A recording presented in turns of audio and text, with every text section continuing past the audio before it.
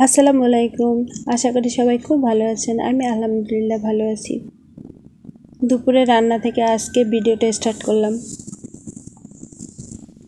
আমি মনি, সবাইকে স্বাগত জানাচ্ছি আমার এই ছোট্ট সংসার মনি কিশোরে।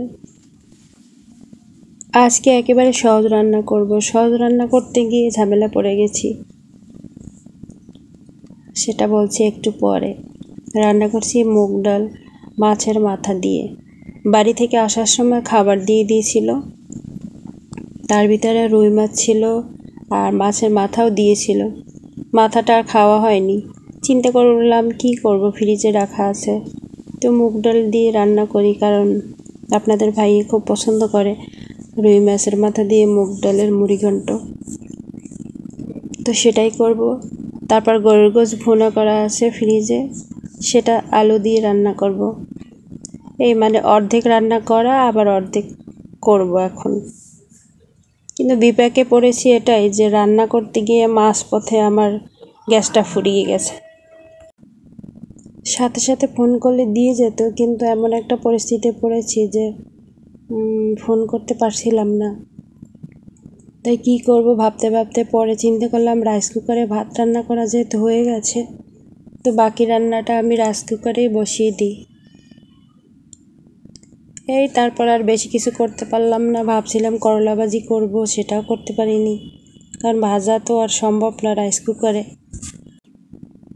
এই তো এভাবে রান্না শেষ করে তারপর বাসার কিছু কাজ ছিল, কাপড় চোপড় ভিজে রেখেছিলাম, সেটা ধুয়ে। শরীর যেহেতু পুরোপুরি ঠিক হয়নি, তাই সব কাজ একটু আস্তে আস্তেই করতে হয়, একসাথে বেশি কাজ করলে হাঁপিয়ে উঠি। তাই আস্তে আস্তে ঘরের সব কাজ করলাম মোটামুটি যতটা আর কি সম্ভব। বাসাটা মুছে ফেলেছি, কারণ বাড়িতে ছিলাম, ময়লা জমে গেছে বাসায়, তো মুছতে হলো। এই যে আমার রান্না প্রায় শেষ।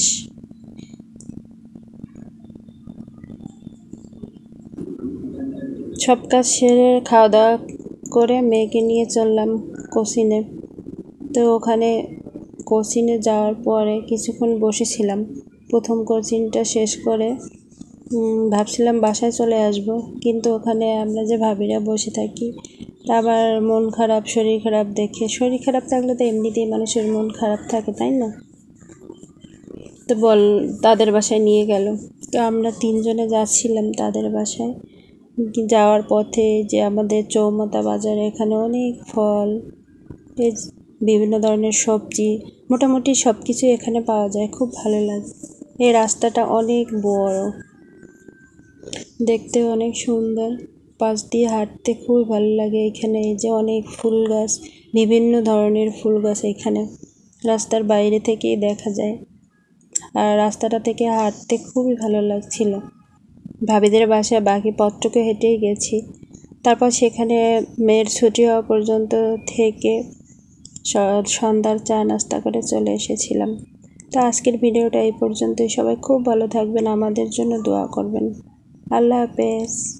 আসসালামু আলাইকুম।